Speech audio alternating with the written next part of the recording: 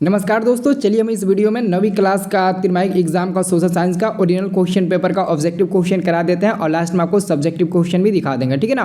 तो वीडियो को पहले एक लाइक कर दीजिए, ठीक है ना। और चैनल पहली बार आए तो सब्सक्राइब कर लीजिए ताकि अगले महीने भी एग्जाम हो तो आप लोगों को हेल्प मिल सके। ठीक है ना। यहाँ पर देख सकते हैं बाबू, इसमें 30 को प्रश्न पूछा गया है। अब इसमें इस बार आपको 25 का नहीं बल्कि 24 का ही उत्तर देना है। 30 में 24 का उत्तर देना है। ठीक है। और पहला आप लोगों का क्वेश्चन है, वास्को डी गामा कहाँ का रहने वाला यात्री था? पुर्तगाल का। ये पुर्तगाली व्यक्ति था। अगला क्वेश्चन है, विश्व में प्रथम लिखित संविधान किस देश में लागू हुआ था? वो देश आपका अमेरिका है। वो कौन सा देश है? अमेरिका, जहां पर विश्व में प्रथम लिखित संविधान लागू हुआ था। इसे याद रखना है। ठीक है ना। अगला आपका क्वेश्चन है तीसरा नंबर, प्रथम विश्व युद्ध कब आरंभ हुआ था? 1914 ईस्वी में आरंभ हुआ था। इसे याद रखना है। फ्रांस में दास प्रथा का उन्मूलन किसने किया था? तो यहाँ पर आपका आंसर हो जाएगा ऑप्शन नंबर ए, नेपोलियन ने किया था। 4 नंबर का आंसर हो जाएगा ऑप्शन नंबर ए हो जाएगा। ठीक है। अब देखिए आपका अगला क्वेश्चन है 5 नंबर कि 1917 ईस्वी में कौन देश प्रथम विश्व युद्ध से अलग हो गया था? तो आपका रसिया है। ठीक है ना। ऑप्शन नंबर ए हो जाएगा रसिया, यानी कि ऑप्शन नंबर ए रूस हो जाएगा। अगला क्वेश्चन, द्वितीय विश्व युद्ध कब आरंभ हुआ था? 1941 में आरंभ हुआ था। ठीक है ना। बी नंबर आंसर मिल जाएगा छठा का।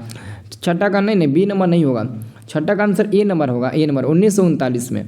अगला क्वेश्चन है, माइन कैम्प किसकी रचना है? तो इसका आंसर क्या मिल जाएगा? हिटलर। ऑप्शन नंबर बी हो जाएगा हिटलर। 7 का आंसर बी नंबर होगा। 8 नंबर क्वेश्चन है, यंग इंडिया पत्रिका के लेखक कौन है? महात्मा गांधी जी हो जाएंगे। ऑप्शन नंबर 8 का ए नंबर मिल जाएगा। इसे याद रखना। अगला आपका क्वेश्चन है 9 नंबर कि भारतीय संविधान लिखने वाली संविधान सभा के सदस्य है। तो आपका आंसर क्या मिलेगा? 9 का आंसर मिलेगा 299। ठीक है ना। अगला क्वेश्चन है, भारत में किस प्रकार की शासन प्रणाली है? तो लोकतांत्रिक है ना। भारत में लोकतांत्रिक राजतंत्र है। ठीक है ना, यानी कि लोकतांत्रिक शासन प्रणाली है। अगला क्वेश्चन है कि पंचायती राज में महिलाओं के लिए 50% सीट आरक्षित होने वाला पहला राज्य कौन सा है? तो आपका बिहार है। ठीक है ना, बिहार। ठीक है ना। लेकिन इसकी शुरुआत हुई थी राजस्थान से, याद रखना। अगला क्वेश्चन है, भारत का संविधान कब लागू हुआ था? 26 जनवरी 1950। बाबा साहब भीमराव अम्बेडकर को पहचानते ही हो। ठीक है ना, जिनके कारण आज हमारा संविधान मतलब कि बना है। अगला हमारा क्वेश्चन है 13 नंबर कि भारत में मतदाता सूची में नाम होने के लिए न्यूनतम उम्र क्या है? मतलब कि अगर आप किसी भी उम्मीदवार को वोट देना चाहते हैं, चाहे वो मुखिया हो, वार्ड हो, बीडीसी हो, सरपंच हो या फिर सीएम पीएम क्यों ना हो, विधायक, जिसको भी आपको वोट देना है ना, तो आपको सबसे पहले 18 वर्ष होना पड़ेगा। ठीक है ना, तभी आप वोट दे पाएंगे। 14 नंबर क्वेश्चन है, लोकसभा एवं विधानसभा का चुनाव कितने वर्षों पर होता है? तो 5 वर्षों पर होता है। ठीक है ना, 5 वर्षों पर होता है। 15 नंबर क्वेश्चन है, विश्व में सबसे अधिक वर्षा किस स्थान पर होता है? मानसिनराम में होता है। यहाँ पर आपका आंसर मिलेगा सी नंबर। ठीक है। और देखिए अगला क्वेश्चन आपका है 16 नंबर, भारत में दक्षिण भारत मानसून का आगमन कब होता है? 1 जून से होता है। इसे याद रखना है। आपका आंसर मिल जाएगा बी नंबर। 17 नंबर क्वेश्चन है, भरतपुर पक्षी विहार कहाँ स्थित है? ये तो आपका राजस्थान में है। आपका आंसर मिल जाएगा सी नंबर।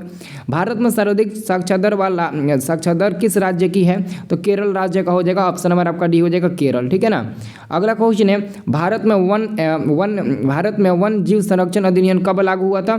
तो 1972 ईस्वी में लागू हुआ था। इसे याद रखना है। बी नंबर वाला आंसर मिल जाएगा। ठीक है।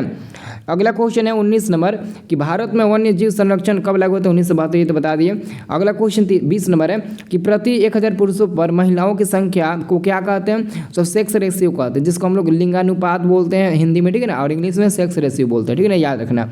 अगला आपका क्वेश्चन है, सुंदरवन जैवमंडल निचय किस राज्य में है? ये तो आपका पश्चिम बंगाल में, यानी कि सुंदरवन कहाँ है? पश्चिम बंगाल में। अगला क्वेश्चन है, निम्न में कौन परमाणु ऊर्जा का केंद्र है? देखिए इस क्वेश्चन में हमको डाउट लग रहा है, क्योंकि इसमें हमको थोड़ा डाउट लग रहा है इस क्वेश्चन में। ठीक है ना, यहाँ पर इसका आंसर दूसरा होना चाहिए, लेकिन वो ऑप्शन में दिया नहीं है। ठीक है ना, इसलिए मैं इस आंसर को छोड़ रहा हूँ। बट यहाँ पर ज़्यादातर चांस है 1 8 से, लेकिन 1 8 से भी हमको थोड़ा डाउट लग रहा है। ठीक है ना, इसलिए मैं 22 नंबर क्वेश्चन छोड़ रहा हूँ। ठीक है ना।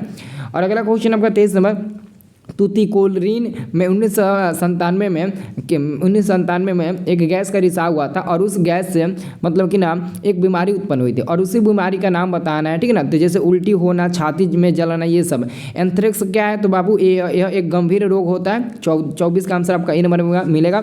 एक गंभीर रोग होता है। ठीक है ना, इसे याद रखना।